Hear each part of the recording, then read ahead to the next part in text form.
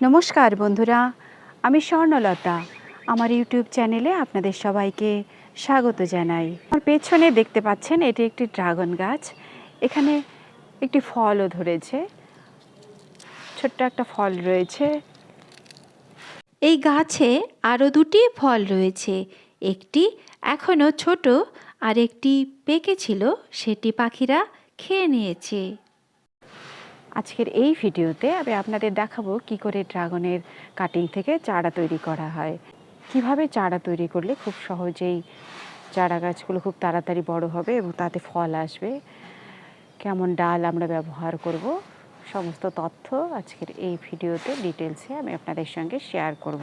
দেখুন বন্ধুরা, এখানে 4টি ড্রাগনের কাটিং বসানো আছে। এই 4টি কাটিং তৈরি করার জন্য আমি আলাদা আলাদা 2 রকমের মাটি ব্যবহার করেছি এবং 2 ধরনের ডাল সংগ্রহ করেছি। এই যে বড় কাটিংটি দেখতে পাচ্ছেন, এটি আমি অনেক পরে বসিয়েছি, এর জন্য আমি আলাদা ধরনের মাটি ব্যবহার করেছি।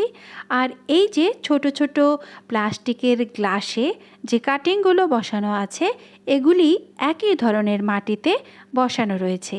তার মধ্যে দেখুন এই যে ছোট্ট কাটিংটি রয়েছে, এর 2টো ব্রাঞ্চ অলরেডি বেরিয়েছে, কিন্তু আর বাকি যে 2টো কাটিং রয়েছে সে দুটোকে একটু খেয়াল করুন।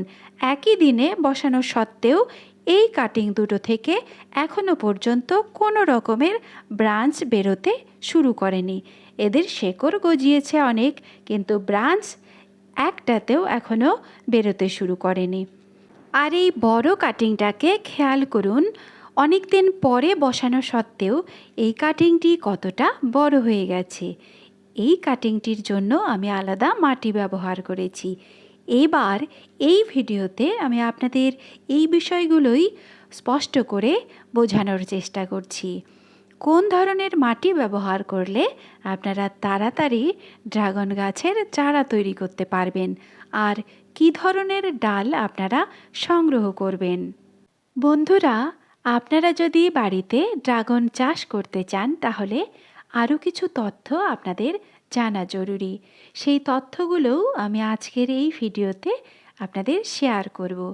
যেমন ধরুন, ড্রাগন গাছে যদি ফুল আসতে দেরি হয় অথবা 1-2টি করে ফুল আসতে থাকে, তখন কী করলে গাছে প্রচুর পরিমাণে ফুল আসবে। বন্ধুরা, দেখতে পাচ্ছেন আমার গাছে এখন যে 3টি ড্রাগন ফল পেকেছে, তারা আকৃতিতে যথেষ্টই ছোট। কী কারণে এরা এরকম ছোট সাইজের হয়েছে, আর কি করলেই বা ড্রাগন গাছে বড় বড় ফল ফলানো যায়, সে সকল তথ্যও আজকের এই ভিডিওতেই আমি আপনাদের সঙ্গে শেয়ার করব। আশা করি পুরো ভিডিওটি দেখলে আপনারা উপকৃত হবেন। প্রথমে আপনাদের কাটিং তৈরি দেখাচ্ছি। কাটিং তৈরি করার জন্য আমি 3টি প্লাস্টিকের গ্লাস নিয়েছি, গ্লাসের নিচে ছিদ্র করে নিয়েছি, আর এই মোটা দানার বালি নিয়েছি। এই বালিতে আমি 3টি কাটিংকে রোপণ করলাম। এই বালিগুলো একেবারে পরিষ্কার বালি, এই বালির মধ্যে কোনো রকম মাটি মেশানো নেই। একটু বেশি করে জল দিয়ে এই গ্লাসগুলোকে ছায়াযুক্ত স্থানে রেখে দিয়েছি। এবারে আরেকটি কাটিং বসানোর জন্য এই টিনের কৌটো নিয়েছি আর মাটি নিয়েছি। টিনের কৌটোর নিচে প্রথমে একটি ছিদ্র করে নিয়েছি, ছিদ্রটি একটি ভাঙা টবের টুকরো দিয়ে ঢেকে দিয়ে এবার এই কৌটোটি মাটি দিয়ে ভরে নিচ্ছি। এই ব্রাঞ্চটি যথেষ্টই বড়, দেখুন আমার 1 হাতের চেয়েও বেশি লম্বা। এই ব্রাঞ্চটি বেশ বড়। এটিকে আমি এই কৌটোর মাটিতে রোপণ করলাম। এখানে আমি বেলে দোআঁশ মাটি নিয়েছি আর মাটির সঙ্গে খানিকটা জৈব সার মিশিয়ে নিয়েছি। দেখুন, ছোট্ট কাটিংটিতে একটি ব্রাঞ্চ দেখা দিয়েছে, ছোট্ট একটি ব্রাঞ্চ বেরোচ্ছে, কিন্তু বড় যে কাটিংগুলো রয়েছে এদের শেকড় গজিয়েছে, কিন্তু এখনো পর্যন্ত কোনো ব্রাঞ্চ আসতে শুরু করেনি। কাটিংগুলোকে আমি 10-15 দিন পর রোদে রেখে দিয়েছি, যেখানে যথেষ্ট পরিমাণে রোদ পড়ে। রোদ এবং জল আপনাদের নিয়মিত এই কাটিংগুলোতে দিতে হবে। বড় কাটিংটি থেকেও একটি ডাল বেরোতে শুরু করেছে। দেখুন, বড় কাটিংটি আর এই ছোট্ট কাটিংটি, এই দুটো থেকে ডালপালা বেরোতে শুরু করেছে। আসলে এই দুটো কাটিং একই ধরনের ডাল বসানো হয়েছে, আর যে দুটো কাটিং থেকে এখনো পর্যন্ত কোনো রকম ডালপালা বেরোতে শুরু করেনি, সেই দুটো কাটিং একই রকমের ডাল বসানো হয়েছে। তাহলে এটা গুরুত্বপূর্ণ ব্যাপার। ড্রাগন গাছের চারা তৈরি করার জন্য কী ধরনের ডাল আপনারা সংগ্রহ করবেন। এই ছুরিটি আমি জীবাণুমুক্ত করে নিয়েছি, আর এই যে বড় ব্রাঞ্চটি দেখতে পাচ্ছেন, এর অর্ধেক কেটে নিলাম। এরকম আরও একটি বড় ব্রাঞ্চ থেকে অর্ধেক অংশ কেটে নিলাম। আর এই যে মাটির কাছাকাছি থেকে একটি ছোট্ট ডাল বেরিয়েছে, সেটাকেও কেটে নিলাম।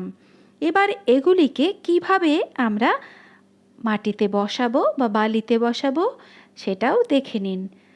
কাটিং তৈরি করার জন্য যদি কখনো এরকম কোনো ব্রাঞ্চের অর্ধেক অংশ নেন, তাহলে অবশ্যই এর এই উঁচু সাইডগুলোকে একটু তেরচা করে কেটে ফেলবেন, তবেই সেখান থেকে শেকড় বেরোতে পারবে। আর যে কাজটি একদম ভোলা যাবে না, সেটি হচ্ছে গাছে ফাঙ্গিসাইড লাগানো। এটি করতে ভুলে গেলে একেবারে সর্বনাশ হয়ে যাবে, গাছে পচন ধরবে। যেখান থেকে ডালগুলোকে কেটে নেবেন, সেই কাটা অংশে একটু বেশি করে ফাঙ্গিসাইড লাগিয়ে দেবেন। পুরোপুরি কাটা অংশটাকে ঢেকে দেবেন, তাহলে আর সেখানে ফাঙ্গাস আক্রমণ করতে পারবে না। ছোট্ট যে ডালটিকে সংগ্রহ করেছিলাম, তার গোড়াটাও একটু তেরচা করে কেটে সুচলো করে নিচ্ছি, তাহলে সেখান থেকে তাড়াতাড়ি শেকড় বেরোবে।